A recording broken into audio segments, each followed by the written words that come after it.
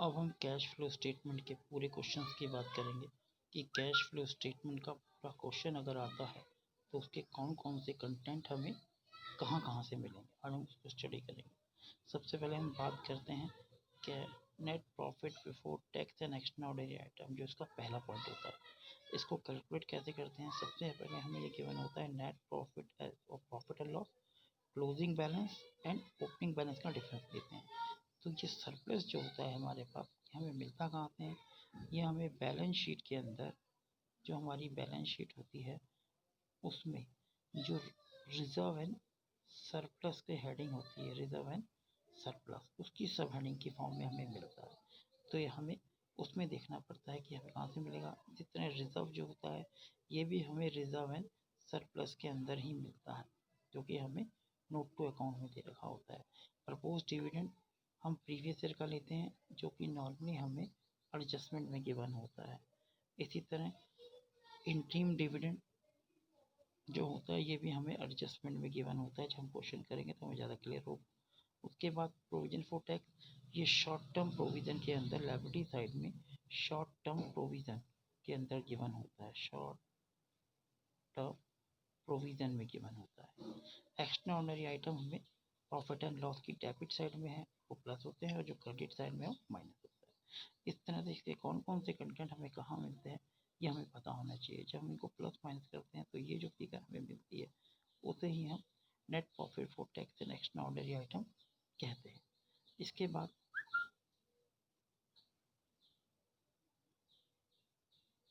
अगर हम बात करें तो जो नेट प्रॉफिट निकलता है, हम कैश फ्लो स्टेटमेंट जो प्रॉपर बनता है, कैश फ्लो स्टेटमेंट जो प्रॉपर बनता है इस तरह से बनता है। बेसिकली हम इनडायरेक्ट मेथड यूज़ करते हैं उसके अंदर। इसमें net profit cash flow from operating activity निकालने का जो पहला हेड है वो भी हमने पढ़ा कि कौन सी चीज़ कहाँ से मिलती है। फिर इसमें जो हम ऐड करते हैं वो होता है non cash and non operating expenses. अब ये चीज़ें हमें कहाँ कहाँ से मिलती हैं हमें पता होना चाहिए। डेप्रिशिएशन पहला पॉइंट डेप्रिशिएशन है, जो कि बेसिकली हमें एडजस्टमेंट में गिवन होता है। दूसरा पॉइंट गुडविल पेटेंट ट्रेडमार्क दे रखा है। गुडविल पेटेंट ट्रेडमार्क जो होता है, ये वाले जो पॉइंट होते हैं ये आपको बैलेंस शीट में फिक्स एसेट्स के अंदर मिलेगा। तो आपको पता होना चाहिए कौन से कंटेंट हमें कहाँ मिलने वाले हैं। फिर interest on bank overdraft, interest on borrowing, underwriting commission, loss on sale, यहाँ तक के जो कंटेंट है ये आपको एडजस्टमेंट में मिलते हैं। अब लॉस ऑन सेल के लिए हमें एसेट्स का अकाउंट बनाना होता है। एसेट्स के अकाउंट शो करते हैं। प्रोविजन फॉर डाउटफुल डेब्ट जो है ये करंट एसेट्स के अंदर आता है। इस तरह जो आइटम ऐड होते हैं, interest receive, dividend receive, rent receive, ये जो पॉइंट दे रखे हैं ये सारे हमें अगर profit and loss account given है तो उसके अंदर गिवन होते हैं अदर इनकम का पार्ट, ये आपकी अदर इनकम का पार्ट होते हैं।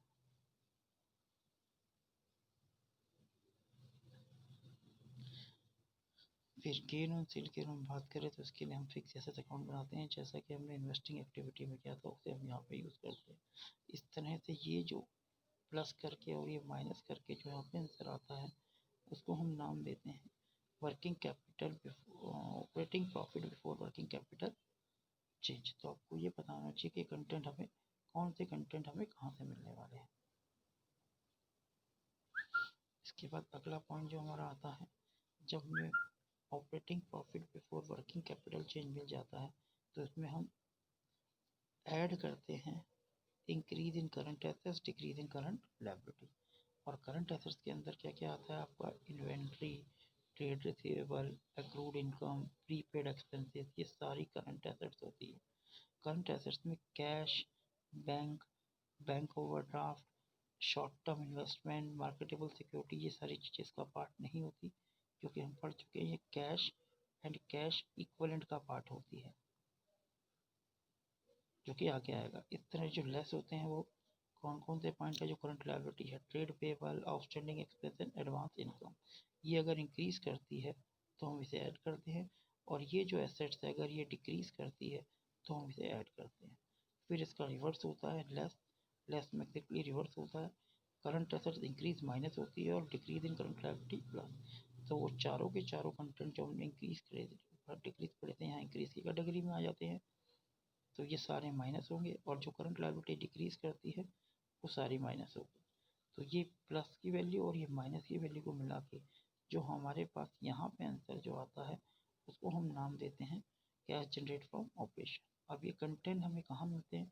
ये हमें बैलेंस शीट में करंट एसेट्स और करंट लायबिलिटी के अंदर ये कंटेंट मिलेंगे। कैश जनरेट मिलने के बाद हम इसमें टैक्स वाला पॉइंट प्लस माइनस करते हैं, तो यहाँ पे जो आंसर आता है वो आपका cash flow from operating activity निकलता है।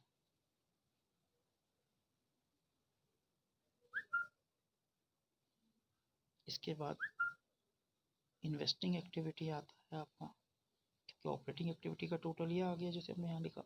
अब इन्वेस्टिंग एक्टिविटी में बेसिकली हम फिक्स्ड एसेट्स की बात करते हैं, जैसे कि हम पहले ही बता चुके हैं।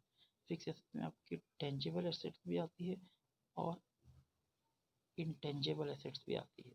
अगर ये एसेट्स बढ़ रही हैं तो माइनस होती है, तो वो परचेज मानी जाती है, और कम हो रही हैं तो सेल मानी जाती है। इससे रिलेटेड इन्फॉर्मेशन सारी की सारी हमें एसेट साइड से मिलती है, जो कि हमारी एसेट्स है।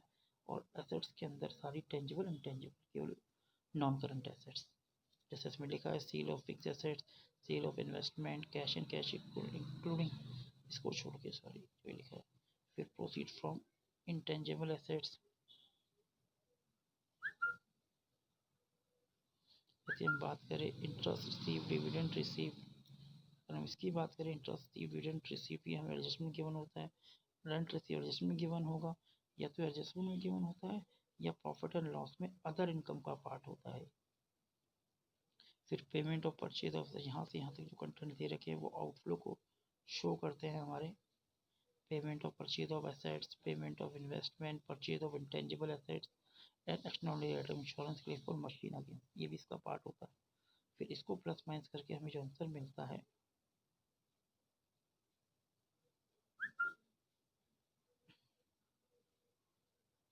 हमें आंसर मिलता है कैश फ्लो फ्रॉम, हमें आंसर जो मिलेगा वो मिलेगा cash flow from investing activity. अगली हेडिंग थर्ड हेडिंग आती है cash flow from financing activity, ये हमारी थर्ड हेडिंग है।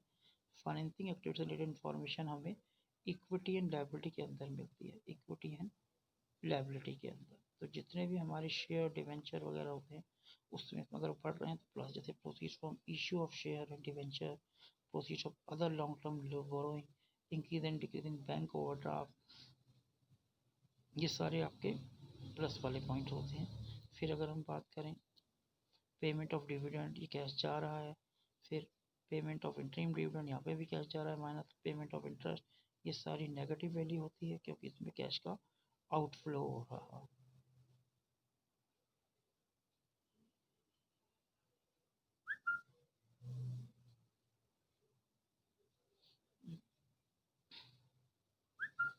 इसमें अगर हम बात करें फिर payment of share and dividend की जो पेमेंट होती है, payment of buyback of share, तो ये ऊपर ये वाले पॉजिटिव पॉइंट हो गए हमारे, जो हमारे कैश को बढ़ा रहे हैं, और यहाँ से लेकर यहाँ तक ये सारे नेगेटिव पॉइंट हो गए जो हमारे कैश को ऊपर है। तो इस प्लस वैल्यू में से जब हम ये माइनस वैल्यू को हटाते हैं तो नेट जो अमाउंट आता है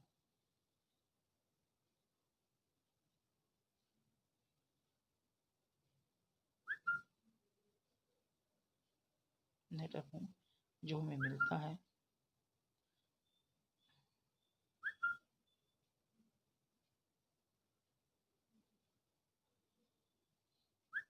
उसको हम कहते हैं cash flow from financing activity, ये तीन वैल्यू आती है।